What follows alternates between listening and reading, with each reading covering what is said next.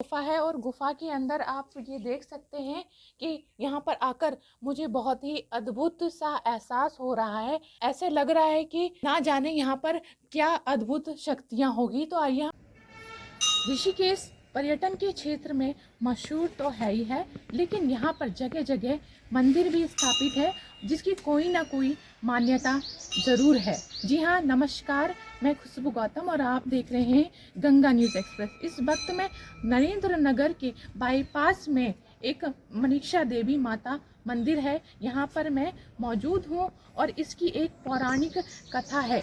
जी हाँ, मनीषा देवी माता यानी मन की इच्छा को पूरी करने वाली माता। यहाँ पर 500 मीटर के अंदर घना जंगल है और इस जंगल के बीच आप सोच सकते हैं कि ये माता का मंदिर कैसे स्थापित है। जी हाँ, मैं आपको इसकी पौराणिक कथा बताती हूँ।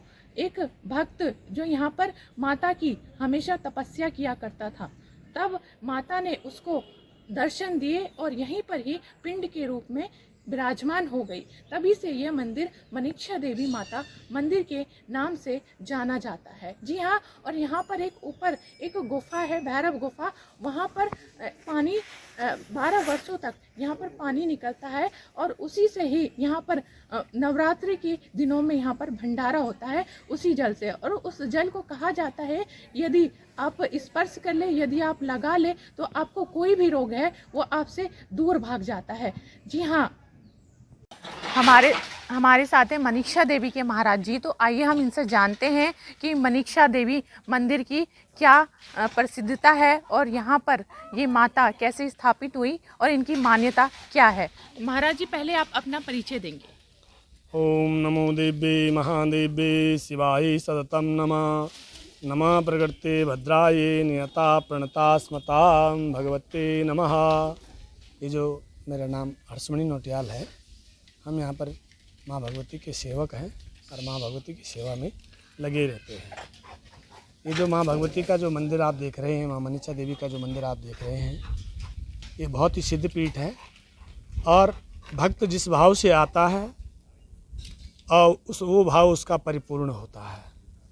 क्योंकि हमारे यहाँ कहा गया है कि भाव ही विद्यते देवा, भाव की प्रधानता होती है।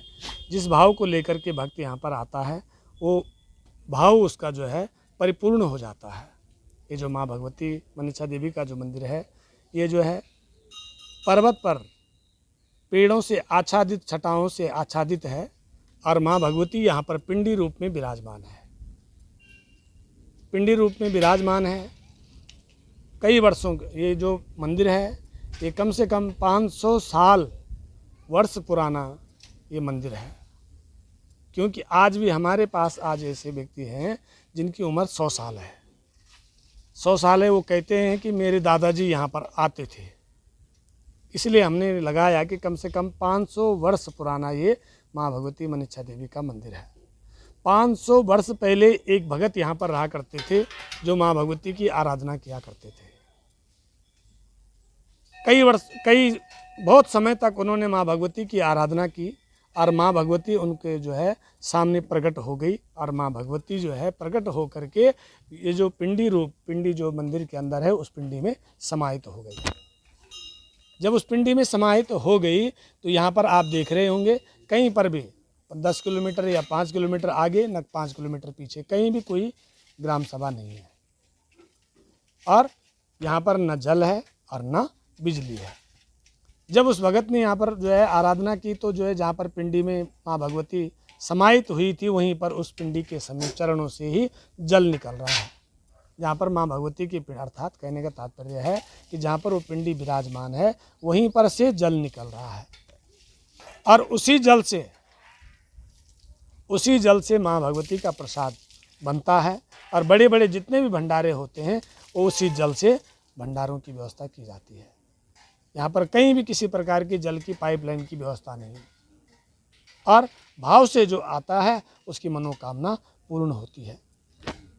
पौराणिक मान्यताओं के आधार पर माँ भगवती के चरणों में जो उपस्थिति लगाता है और उसकी जो भी कामना होती है उसके लिए जो है बट वृक्ष पर एक जो है सुंदर एक धागा बांध दिया जाता है और जब उसकी मनोकामना पूर्ण होती है तो उसको खोल दिया जाता है। वैसे तो यहाँ पर जो है 12 महीने प्रतिदिन जो है माँ भगवती की आराधना होती है, माँ भगवती की पूजा होती है, परंतु विशेष साल भर में जो है 2 नवरात्रे प्रचलन में हैं। वैसे साल भर में 4 नवरात्रे होते हैं। चारों नवरात्रों में माँ भगवती की विशेष पूजा की जाती है। लोग यहाँ पर दूर दूर से आते हैं और माँ भगवती के चरणों में उपस्थिति लगाते हैं और माँ भगवती का प्रसाद लेकर के चले जाते हैं। यहाँ पर जो है पौराणिक जो मान्यताएं हैं और जो कथाएं हैं, माँ भगवती का इतिहास जो है, जब बाबा जी यहाँ पर रहा करते थे, बाबा जी के समय पर माँ भगवती के दर्शन के लिए जो है शुक्ल पक्ष की पंचमी या अष्टमी को माँ भगवती के दर्शन करने के लिए शेर आया करते थे, जो कि बाबा जी ने साक्षात दर्शन किए हैं और बाबा जी उन्हीं शेरों के समीप रहते थे।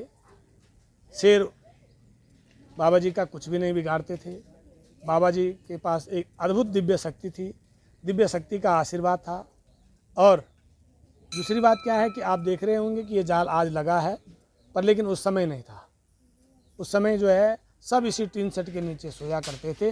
अनेक प्रकार के जंगली जानवर जो है यहाँ से अगल बगल से गुजरते थे, परंतु मंदिर में रहने वाला जो भी भक्त है उसको किसी प्रकार का नुकसान अथवा मंदिर की किसी प्रकार की क्षति नहीं पहुँचाते थे।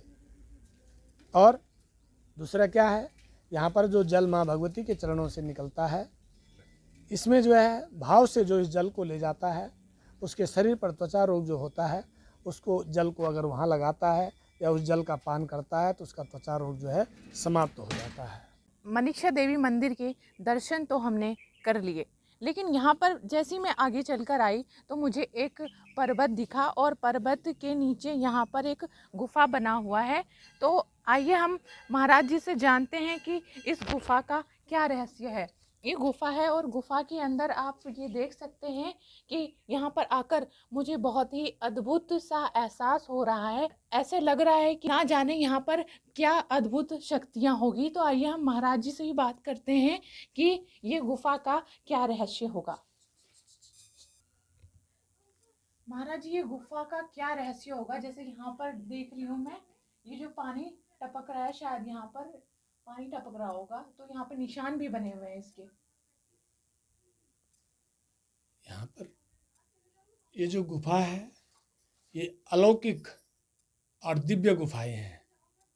इस दिव्य गुफा में जो है हमारे जो बाबा जी थे, मंदिर के जो बाबा जी थे, वो इस गुफा का नाम है भैरव गुफा। भैरव गुफा में ही साधना किया करते थे। भैरव अगर किसी का कोई भी कार्य करना होता या कराना होता था तो बाबा जी यहाँ पर आकर के साधना लगा देते थे।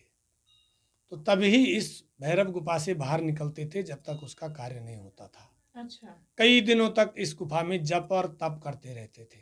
अच्छा। हाँ, इस भैरव गुफा के तप के द्वारा उस व्यक्ति जिस व्यक्ति के लिए जाप करते थे उस व्यक्ति की मनोकामना पूर्ण हो जाती थी और उसका कार्य आगे बढ़ जाता था। ऐसी ये दिव्य गुफाएं हैं। महाराज जी, जो ये गुफा में चित्र जो आकार बने हुए हैं मैं देख रही हूँ, ये ऐसे ऐसे आकार बन रखे हैं, ये क्या होगा? ये जो आप देख रहे होंगे कि यहाँ पर इस गुफा से जल निकल रहा है, और ये जल आज नहीं, ये 12 महीने एक जैसे रहता है।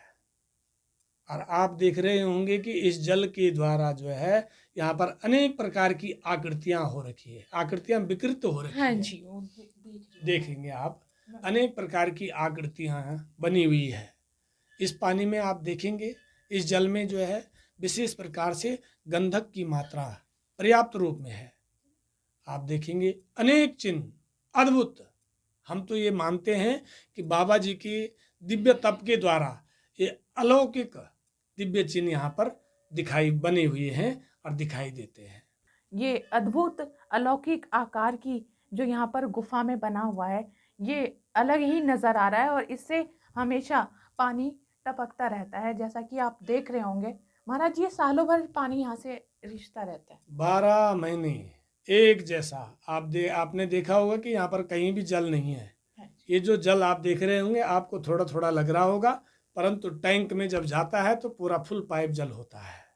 ये 12 यहीं महीने से ही टैंक में जाता है। यहीं से टैंक में जाता है और उसी से भंडारा होता है और उसी जल को सब पीते हैं और स्नान करते हैं। जी। मनीषा देवी मंदिर में हम कुछ श्रद्धालु से भी बात करते हैं कि वो यहाँ पर मंदिर में दर्शन के लिए आए हैं। मैम, आपका नाम? हाँ जी, मेरा नाम काजल है। पहली बार आई हैं आप यहाँ हाँ पर? जी, हाँ जी, फर्स्ट टाइम आई हूँ। बहुत अच्छा लग रहा है, सुकून मिल रहा है। बहुत शांत जगह है, अच्छी जगह है। बहुत अच्छा लगा मुझे। मैंने काफ़ी सुना था, फर्स्ट टाइम आई हूँ, बट अच्छा लगा। बहुत अच्छी फीलिंग आ रही है, जाने का मन भी नहीं कर रहा है। यहाँ से सुकून सा है। हैं आप? मैं लखनऊ से आया हुआ हूँ। क्या नाम है आपका? जतिन कुमार। कैसा लगा आपको मनीषा देवी मंदिर के दर्शन? बहुत अच्छा लगा। हम तो बस ऋषिकेश आए हुए थे, फिर टाइम बचा हुआ था तो मैंने सोचा चलो निकलते हैं इधर उधर घूमने। फिर देहरादून का प्लान बना, देहरादून से फिर इधर रास्ते में इधर का रोड खड़ा हुआ तो मैं सोचा चलो ये एक्सप्लोर करते हैं। फिर ये एक्सप्लोर किया तो फिर ये रास्ते में मिला तो हम सोचे अब यहाँ भी कवर करते हैं। अच्छा अच्छा, आप यहाँ पर आए थे आप या किसी ने बताया था कि यहाँ पर मनीषा मेरे को देवी? कोई आइडिया नहीं था इसके बारे में, मैं बस एक्सप्लोर कर रहा था, फिर रास्ते में मेरे को मिला, बस मैं चलाया। अच्छा, जी, कैसा लगा फिर? बहुत अच्छा लगा। बोलिए जय माता दी। जय माता दी।